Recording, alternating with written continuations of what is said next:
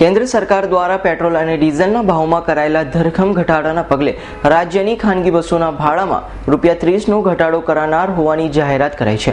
Gujarat tours and travels એસોસિએશનના હોદ્દેદારો દ્વારા યોજાયેલી બેઠકના અંતે ડીઝલના ભાવમાં થયેલા ઘટાડાનો લાભ પ્રવાસીઓને આપવાનું નક્કી કરાયું છે, જેના ભાગરૂપે ખાનગી બસોના ભાડામાં અંદાજે ₹30નો ઘટાડો જાહેર કરાયો છે। આ ભાડા ઘટાડાનો અમલ તાત્કાલિક અસરથી કરાનાર હોવાનું પણ જાણવા મળ્યું છે।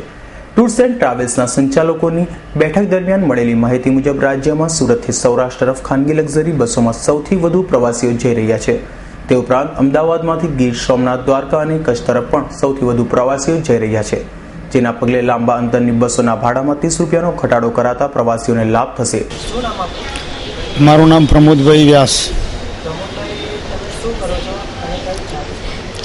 હું સિન્હાર ટ્રાવેલ્સમાં મેનેજર છું।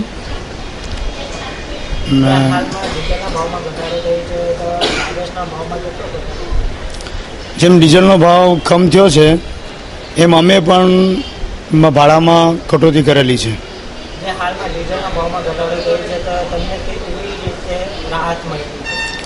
અમને પણ રાહત મળી છે અને આમ પબ્લિકને પણ રાહત મળી છે આના ભાડાથી। ડીઝલના ભાવ કમ થયો નથી।